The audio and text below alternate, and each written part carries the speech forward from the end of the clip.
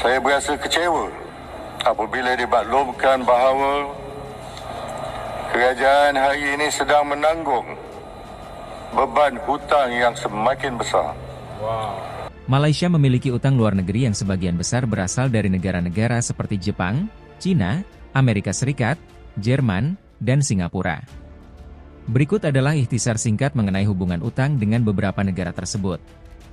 Pertama, Jepang. Malaysia memiliki utang signifikan kepada Jepang, terutama melalui program pinjaman pembangunan dan obligasi pemerintah.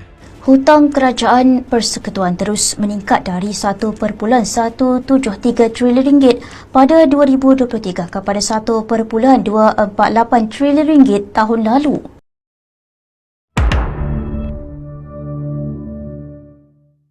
Guys, masih ingat gak? Malaysia dulu sering banget menghina Indonesia, bahkan merendahkan para TKI-TKI kita. Mereka menyebut bangsa Indonesia itu miskin, sampai harus bekerja ke Malaysia untuk mencari ringgit. Ternyata teman-teman di tahun 2026, sejarah mencatat sebuah hal baru di mana Malaysia rupanya mempunyai hutang luar negeri yang jauh lebih besar dari Indonesia. Menurut statistik terbaru teman-teman, ini Malaysia saat ini mencatatkan nilai tertinggi hutang luar negerinya sebanyak hampir 70,4% dari PDB nasional mereka atau sekitar 325,6 miliar US dollar. Sedangkan Indonesia teman-teman, utang luar negerinya masih dalam kisaran aman yaitu 40,46% dari total PDB kita. Kendati memang total nilainya itu lebih banyak, tapi karena Indonesia punya wilayah yang lebih besar, warga masyarakat, jumlah penduduk yang lebih besar, tentu hal ini sebanding dengan catatan teman-teman di sini. Menurut Bank Indonesia, Indonesia itu mencatat total nilai hutang luar negeri sebanyak 427,6 miliar US dollar.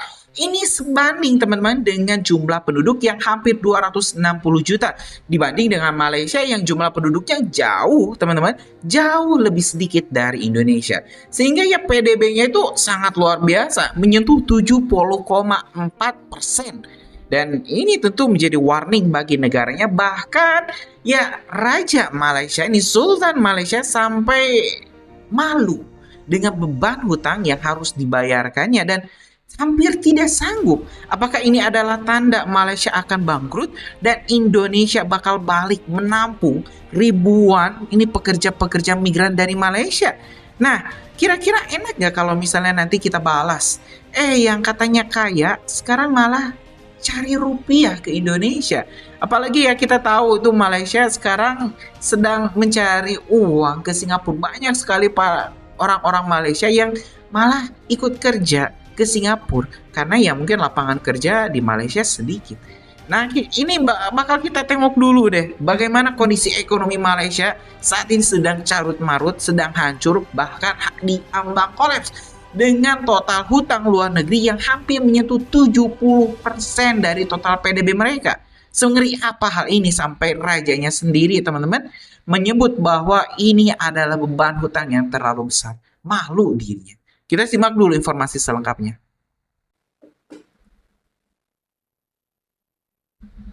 Saya berasa kecewa apabila dimaklumkan bahawa kerajaan hari ini sedang menanggung beban hutang yang semakin besar. Sektor manakah yang mendorong kerajaan terpaksa membuat pinjaman untuk membiayainya? Jadi isi rumah yang berpendapatan RM4,000 ataupun RM8,000 kadang-kadang sebulan ya, kadang-kadang cukup makan. Kerajaan yang ada pada hari ini adalah kerajaan yang pandai bercakap saja. Kita kata jangan hutang lagi. Ingat, kalau kita lihat ini sama dengan 8.000 sekolah kita perbaiki. 5 juta nelayan bisa hidup. 5 juta dengan uang yang ada di sini. Kalau kita punya keberanian untuk kelola dengan baik, Indonesia akan cepat bangkit. Saya percaya itu, saya yakin itu. Sikat koruptor Indonesia ketiban rezeki besar senilai 13,2 triliun rupiah. Presiden Prabowo Subianto memberikan apresiasi tinggi kepada Kejaksaan Agung yang berhasil menyetorkan hasil sitaan kasus korupsi ekspor crude palm oil ke kas negara. Dana tersebut akan digunakan untuk memperbaiki infrastruktur, rumah, dan sekolah.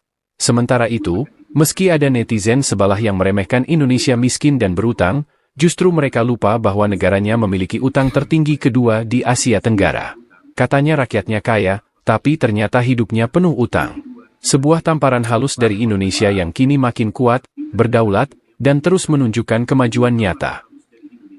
Rakyat kami yang pergi Indonesia tak ramai nak kerja apa dekat Indonesia. Duit kamu murah.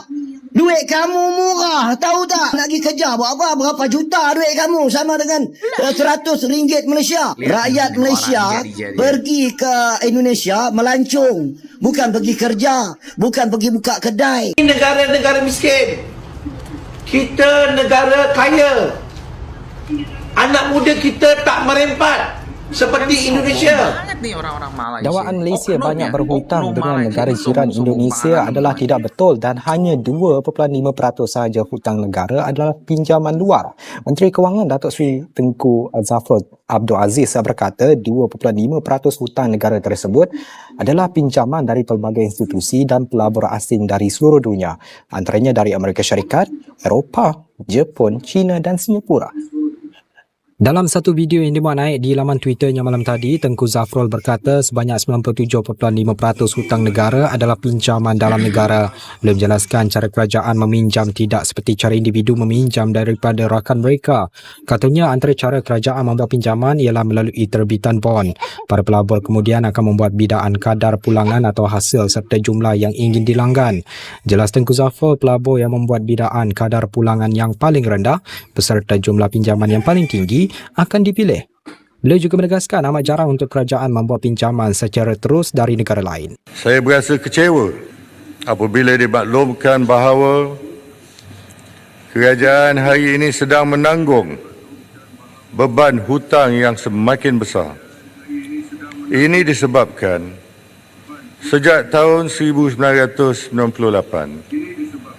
kerajaan sentiasa berada dalam kedudukan defisit kekal. Adakah beban ini akan kita tinggalkan untuk ditanggung oleh anak cucu kita nanti? Jawapannya adalah pada semua ahli-ahli Dewan di sini. Keadaan kewangan kerajaan yang telah lama lemah akan menyukarkan kerajaan untuk melaksanakan projek pembangunan baru atau memberikan suntikan keuangan bagi merancakkan pertumbuhan ekonomi. Rakan saya, Syaf Syukri, ada perincian data berkenaan dengan hutang isi rumah Malaysia yang dikatakan antara yang tertinggi di rantau ini. Syaf, benarkah fakta itu? Benar Zul, dan sekarang dapat anda saksikan ini merupakan data yang dikongsikan oleh Bank Negara Malaysia dan juga Jabatan Perangkaan Malaysia. Seperti dapat anda saksikan di sini, dua negara berada pada kedudukan lebih daripada 80%, menyaksikan Thailand berada di hadapan dengan 89.3% dan Malaysia 89.0%, Singapura berada di kedudukan ketiga dengan 69.7% dan dua negara melibatkan Indonesia dan Filipina masing-masing dengan 17.2% dan Filipina dengan 9.9%. Perlu anda fahami, Indonesia dan Filipina mencatat peratusan yang rendah kerana jumlah KDNK bagi Indonesia dan Filipina meliputi hutang isi rumah hanya melibatkan daripada sistem perbankan sahaja. Manakala tiga negara ini seperti Thailand, Malaysia dan Singapura merupakan meliputi hutang isi rumah daripada bank-bank dan juga institusi keuangan bukan bank. Dan kita beralih ke data yang berikutnya di mana menyaksikan, dapat anda saksikan di sini apa yang melebihi ialah apa yang melebihi di sini ialah pinjaman perumahan berada di kedudukan tertinggi dengan 58% daripada jumlah hutang isi rumah keseluruhan bernilai RM1,375 bilion dan berada di kedudukan kedua ialah hutang lain dengan 14%, pinjaman peribadi 13%, pinjaman kereta 12% dan hutang kad kredit dengan 3%. Dan menarik juga Zul, saya nak kongsikan apa implikasinya kepada jumlah ini. Mungkin kita nak beralih ke paparan yang seterusnya dan ini mungkin memberi satu indikasi yang boleh membentuk kepada ketidakmampuan memiliki rumah seperti dapat anda saksikan di sini, peningkatan harga rumah lebih cepat dari pendapatan. Ini berdasarkan kadar pertumbuhan tahunan terkompaun dari tahun 2014 hingga 2020 menyaksikan jumlah pendapatan hanya mencatatkan kenaikan sehingga 2.1%, manakala harga rumah melebihi dengan 4.1%. Ini yang dikongsikan oleh Jabatan Perangkaan Malaysia dan juga Bank Negara Malaysia, dan isi rumah mempunyai penampan simpanan yang rendah di mana menyaksikan 76 isi rumah mempunyai simpanan kurang dari 3 bulan, dan bakal peminjam juga sudah meminjam ataupun sudah mempunyai hutang yang cukup banyak, dan 65% peminjam menghadkan keupayaan mereka membuat pinjaman perumahan baru kerana sudah wujud hutang-hutang seperti hutang kereta dan pinjaman pribadi, dan ini mungkin salah satu penyebab ketidakmampuan untuk memiliki rumah. Dan yang terakhir Zul ingin saya kongsikan ialah ketidakmampuan memiliki rumah kerana kita tahu bekalan rumah mampu milik juga tidak mencukupi.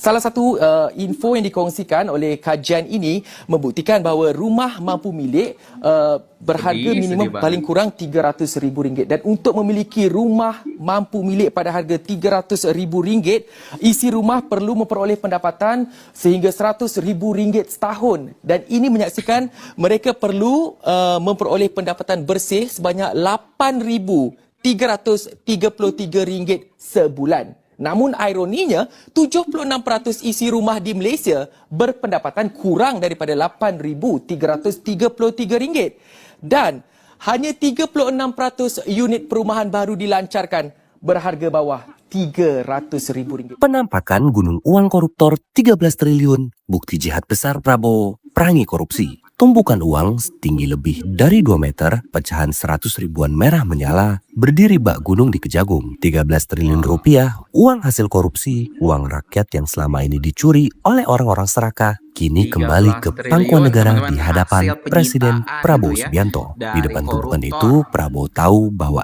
ini baru permulaan. Satu demi satu kasus besar dibongkar, satu persatu nama besar ditangkap, karena di bawah Prabowo, hukum tak lagi tunduk. Tak ada lagi yang kebal hukum. 13 triliun rupiah ini hanyalah sebagian kecil dari jihad besar Prabowo memberantas mafia dan korupsi yang telah menyiksa rakyat dan negeri ini. Kini uang itu dikembalikan untuk rakyat, untuk sekolah, untuk kesehatan, untuk pembangunan. Lagi-lagi Prabowo membuktikan bahwa pidatonya tentang korupsi bukan sekedar omon-omon, melainkan janji yang ditepati. Ia berani melawan mereka yang berkuasa, mereka yang kaya, mereka yang dulu tak tersentuh. Dan gunung-gunung uang hasil korupsi akan terus terbongkar satu persatu hingga negeri ini bisa benar-benar bersih. Salam Pancasila, Biro Suara Rakyat. Kebetulan ini pas 1 tahun saya dilantik sebagai presiden. Jadi saya merasa ini istilahnya tanda-tanda baik. Di hari 1 tahun saya menyaksikan pemerintah Indonesia, kejaksaan sebagai bagian dari pemerintah Indonesia memperlihatkan dan membuktikan kepada rakyat kerja keras,